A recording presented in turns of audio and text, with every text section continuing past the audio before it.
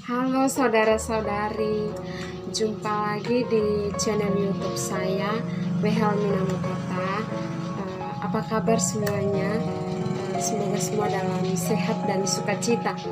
Pada video kali ini kita akan membahas salah satu poin yang menurut saya sangat penting untuk kita pelajari bersama-sama, yaitu bagaimana kita dapat berkomunikasi yang efektif dan yang baik dalam manajemen konflik.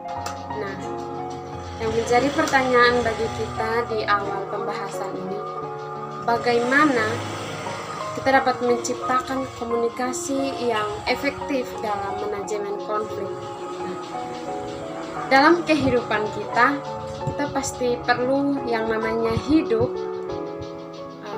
damai, atau dari sini kita diarahkan untuk harus belajar bagaimana kita berkomunikasi yang baik di setiap kehidupan ataupun di lingkungan kita.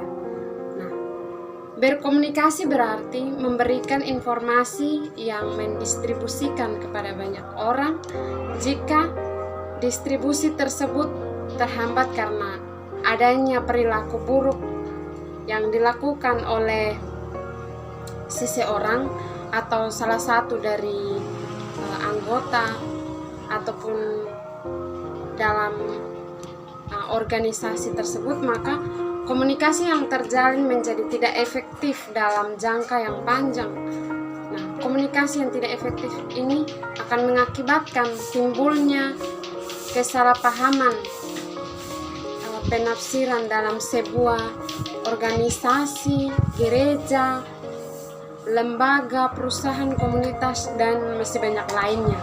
Nah, dengan itu, peran manajemen sangat dibutuhkan untuk mengatasi konflik yang terjadi karena dampak dari konflik tersebut. Konflik tersebut akan berimbas pada suatu aktivitas dalam pekerjaan atau dalam sebuah organisasi, contohnya dalam gereja atau dalam organisasi-organisasi lain. Ya, pada umumnya perilaku buruk yang terjadi dalam sebuah organisasi atau dalam sebuah lembaga tersebut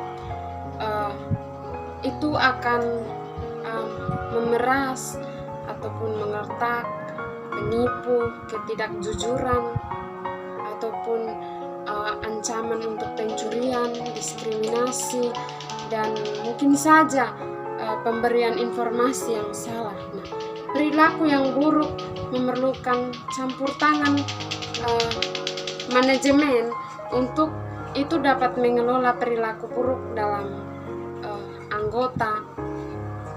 anggota berhubungan dengan kesiapan pemimpin ataupun untuk bertanggung jawab seperti bertindak, memecahkan dan memperbaiki masalah dalam manajemen tersebut.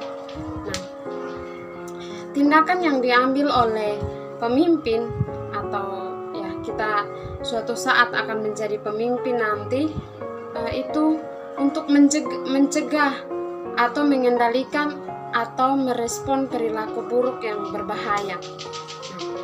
Keterlibatan manajemen dalam mengelola perilaku yang buruk dalam sebuah organisasi ataupun dalam sebuah lembaga, dalam sebuah gereja, itu sangat dibutuhkan dalam hal ini untuk mengurangi bentuk konflik yang terjadi.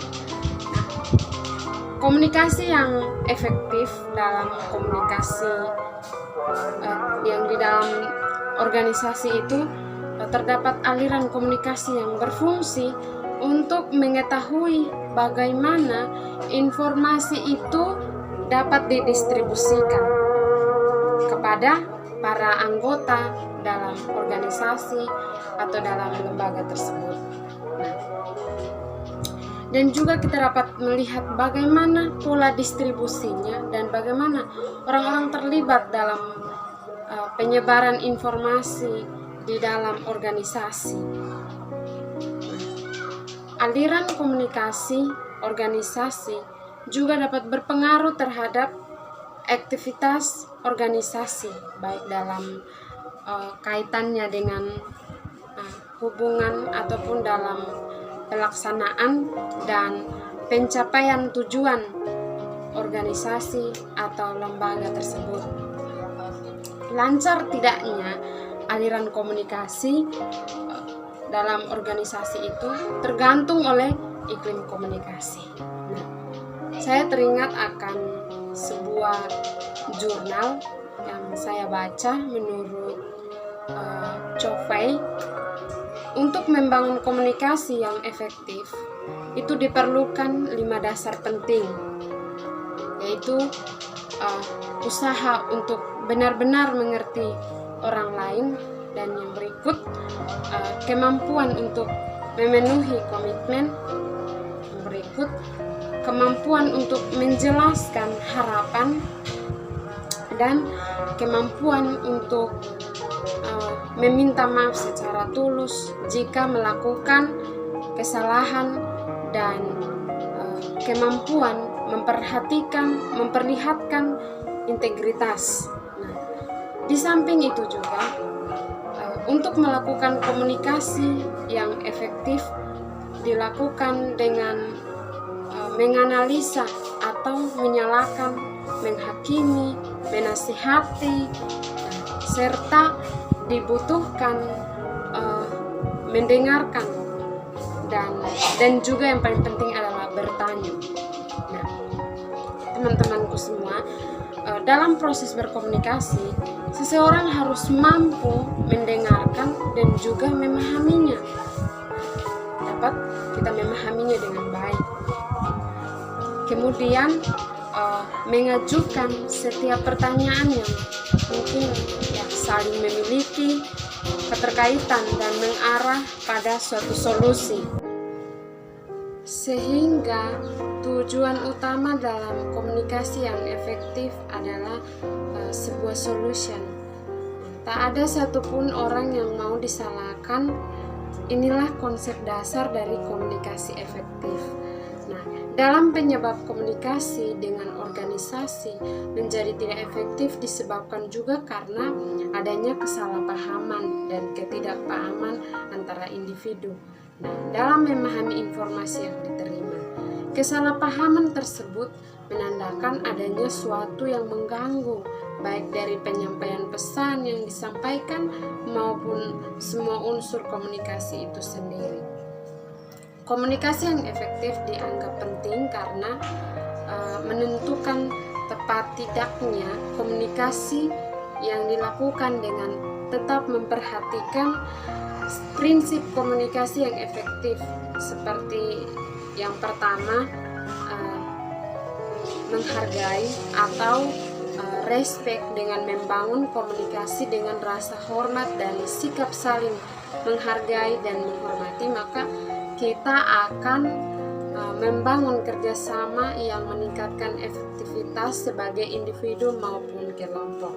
Dan yang kedua, rasa empati, kemampuan untuk mendengarkan atau mengerti terlebih dahulu sebelum didengarkan atau dimengerti orang lain.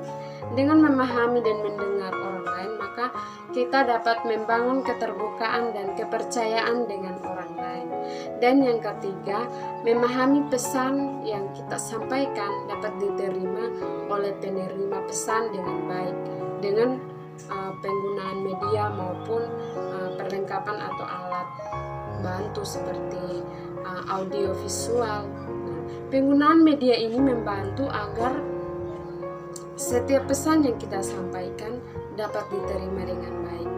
Dan bagian yang keempat, jelas. Nah, kejelasan dari pesan sehingga tidak menimbulkan multi interpretasi atau berbagai penafsiran yang berlainan.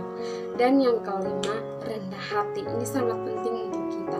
Nah, sikap yang merupakan unsur terkait dengan membangun rasa menghargai orang lain yang didasarkan oleh sikap rendah hati yang kita miliki. Ini harus ada dalam diri kita masing-masing. Dari pembahasan yang sudah saya jelaskan di atas, dapat saya simpulkan bahwa mengelola perilaku buruk perlu dilakukan seseorang dalam internal dalam dalam sebuah organisasi ataupun lembaga, gereja, perusahaan, dan juga lain-lain. Nah, perilaku yang buruk akan mempengaruhi komunikasi yang terjalin antar setiap anggota sehingga komunikasi yang terjadi menjadi tidak efektif lagi. Komunikasi yang efektif sangatlah penting karena menentukan ketepatan dalam berkomunikasi sehingga dapat meminimalisir kesalahpahaman dan juga penafsiran yang salah. Nah, dengan prinsip yang sudah saya jelaskan di atas, seperti harus rasa respect, rasa empati atau rasa double dan humble. Nah, tujuannya adalah agar komunikasi yang disampaikan oleh komunikator mampu dapat meraih perhatian, minat, kepedulian, simpati, tanggapan, maupun respon positif. Komunikasi yang efektif pada akhirnya akan mengurangi yang namanya konflik terjadi dalam internal. Dan manajemen juga memiliki peran dalam mengurangi dan menyelesaikan konflik yang terjadi. Mungkin sampai di sini dulu pembahasan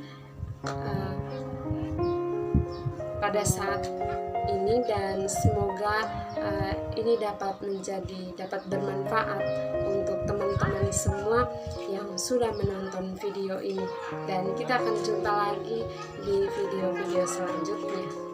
Tuhan Yesus memberkati. Bye bye.